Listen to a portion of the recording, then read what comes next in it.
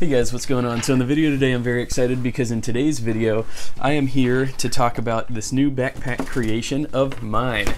This is what I traditionally would have called the Forester backpack in my expedition model. This is a bag for my friend Josh. We recently became acquainted. He actually found me on one of my YouTube videos. I was talking about my Truman boots in green Chiha, and he noticed that I had my Forester backpack. I was wearing this one during the filming of the video, and he reached out and he wanted to know if I could make him one similar, but he wanted to customize it a little bit. And so I said, sure thing, let's do it, let's make this happen. This was a lot of Josh's inspiration. His name that he wanted to call this is the Overlander. I think that's a perfect name for this bag. It's a lot bigger than the standard expedition pack in almost every way. I think it's about 3 inches longer. It's just larger in almost every way because he's a big guy and he wanted something large enough that would accommodate him, because his problem was he had a lot of backpacks that were they were too small and they just weren't comfortable and they just weren't working for him, and so he wanted one sort of custom fit to his dimensions. So I added an inch in the depth as well. Typically I did, I think, 4.5 inches on the sides here. I believe I upped it to 5 or 5.5. This Overlander is made in Emerald Green Gen X leather, as well as their Autumn Harvest. Now both of these leathers are from the Tasman Tannery, and what I love about the Gen X, it is a premium leather. It's got very, very tight grain. It's an incredibly durable leather, and because of this outer wax finish, it's going to be also incredibly waterproof, have very water resistant properties. This Autumn Harvest, it's called Harvest leather. They do different colors. It's kind of, to me, it's kind of a confusing name, Autumn Harvest. First off, it doesn't sound very cool in my opinion, but it is very similar to Brown Chrome XL. It's also very similar to Seidel's Double Shot, I would say. It's clearly a chrome tanned leather. It's got amazing pull up to it. It ages wonderfully. It's very, very durable. You can see on the bottom here, it's just got incredible pull up. You know, the range of color that you'll get in the Autumn Harvest. So yeah, this outer cargo compartment is made of the Autumn Harvest, as well as the base of the bag is also Autumn Harvest. And you can see how when it's distressed and the pull up is exposed, it really lightens up, but then when it's not distressed at all, it's that nice brown color. It's pretty oily. It's not as oily as Chrome XL. It does stretch, but it's not as immediately stretchy as Chrome XL, if that makes sense. Like, you got to kind of work this harder to get it to stretch, because Chrome XL, to my knowledge, it's shrunken by about 30%. This doesn't seem to be as shrunk, if at all, but it does have a lot of similar properties to Chrome XL. My guess is that this is Tasman's rendition of Chrome XL, similar to how Seidel does Double Shot. Double Shot is their version of Chrome XL. Now, none of them are going to be identical to one another. Each tannery does a different thing to their hides, but I've really liked this Tasman Harvest leather. I've only ever got the autumn color so far, but I'm very impressed with it. I really enjoy working with it. It's a great, great all-purpose leather, similar to Chrome XL. And in fact, the Harvest has a little bit firmer of a temper, a little bit more stand-up compared to the Chrome XL. The Chrome XL sort of droops. In fact, let me grab my Chrome XL bag. So you can see my Chrome XL bag here. I don't want to spill green liquid all over the place. All right, so yeah, you can see this Chrome XL bag. See how it just it just falls over flat, floppy, very floppy. And you know, it's still a great bag. I don't really use it anymore because I've been making my own bags recently. This is still a fantastic bag.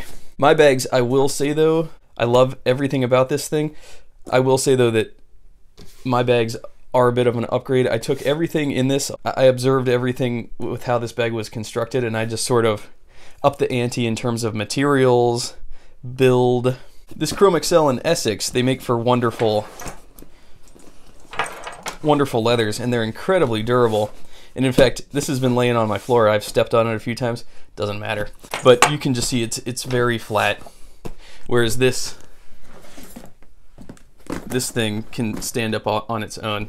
You know, these bags will stand up on their own without much help.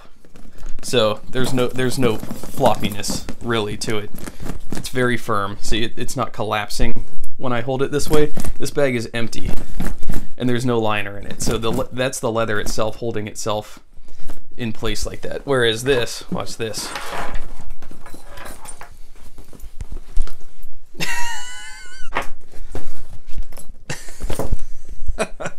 Yeah, that's a good comparison. So look at how that sits, how that droops, and then look at this.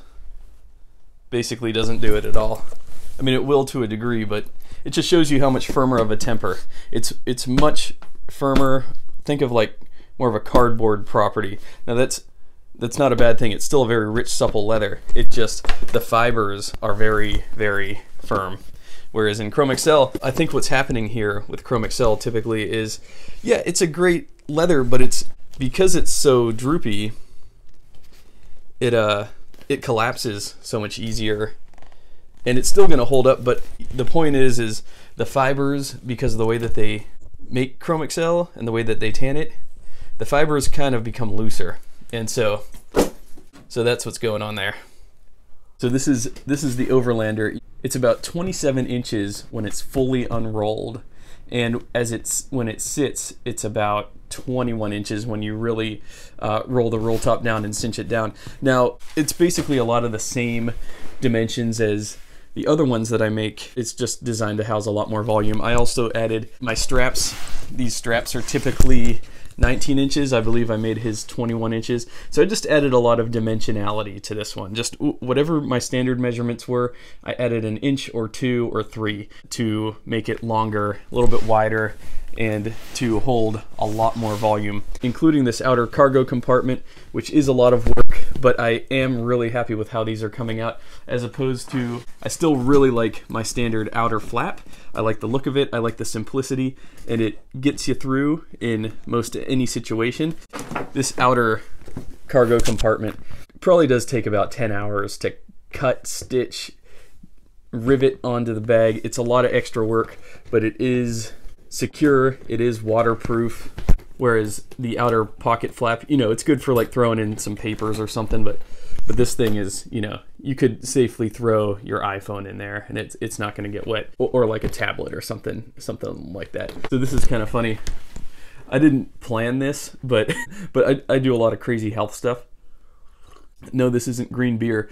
This is actually liquid chlorophyll. Well, it's mostly water, but I added about 15 drops of very potent liquid chlorophyll to this water, and it just so happens to match the bag. But yeah, this is by Benevolent Nourishment brand. I got this on Amazon, and it is a very high quality liquid chlorophyll. You could probably see how dense and green that is. It's really good stuff. So I don't always drink coffee. It's got a nice refreshing mint flavor about it. It's a good way to get your greens in, get extra greens in without having to eat all that kale and salad. Anyways, I just thought it was kind of funny that, you know, I'm talking about a green bag and I'm drinking a green drink. So it's got my favorite, the tension distribution strap system with adjustable tension relief straps here and here that you can adjust. I realized through trial and error with this carry handle here that I like to make the carry handle nice and tight. Gives it a lot better of a grip. On a couple of the bags that I made for myself, I made this this carry handle kind of droopy, kind of floppy, and so it, like, essentially I hold it up here, the carry handle comes up a lot further, and it just doesn't feel nearly as secure. So actually having a tighter one there is better. Yeah, I did all emerald green leather washers, which adds a lot of support to the rivets. I used all brass rivets in it, brass roller buckles. Thanks, Dave, for being the first person to work with me in my design. I was actually planning to offer single and double, but I'm really happy with the look of the double. I think the double roll top enclosure really gives it a really good outdoorsman, military, sturdy vibe, and it does add a lot of support. By having two straps, it's going to relieve tension from the one. Not that one couldn't handle it, but having two is just more fortified. We've got this top lip here that I stitch. When I stitch the top lip, I'm also stitching in the lining. Now this lining is a very hardy waxed cotton canvassing. I think it's 14 ounces. It's very, very strong stuff. It's very hard to stitch through, actually, but yeah, probably one of the hardest parts of the bag is stitching the lip, the body of the bag, as well as the lining all together, because that's 3 layers. 1, 2, 3. Actually, that's 4 layers because I fold the lining over in on itself. So 2 layers of waxed cotton canvas lining, 2 layers of leather. It's very difficult to stitch through, but it's incredibly secure. I mean, nothing's gonna rip through the seams with this on top. I'll also add a note. Josh is a very cool guy. He's a very interesting guy. He actually lived in a van for a while, which I have another friend of mine that just packed up his family to live in a van. And it's actually a lifestyle thing that I'm seeing a lot more people doing. Actually, my brother, he bought an old ambulance and repurposed it into basically something that you could live in, almost like a camper that you can drive around in and sleep in. My brother's ambulance, he like put a bed in there.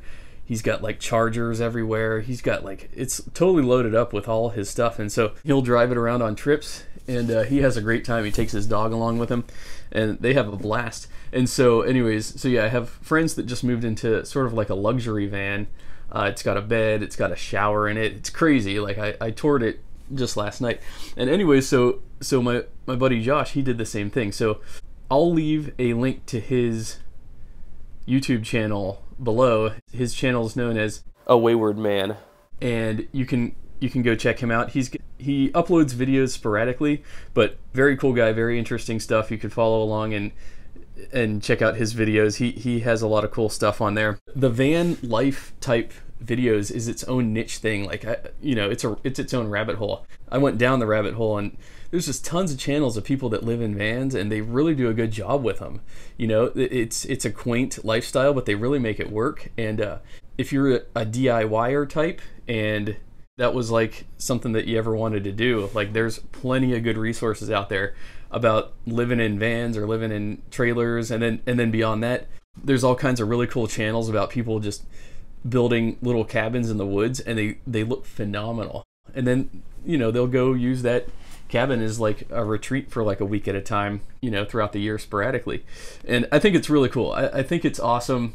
Similar to how like I've branched into leatherwork because I'm so fascinated by leathers. I think it's really cool that they take their destiny into their own hands, and I think there's something very inspiring about doing something like that. You don't always have to go along with the grain, always follow the program, always do what's expected. I have high regard for people that chart their own path in life, and I think that's really cool. So anyways, thanks a lot for watching, guys. I'm on Instagram. You can follow me there. My username is ArrowSurferLV. And anyways, stay tuned, because I got a lot more videos coming up.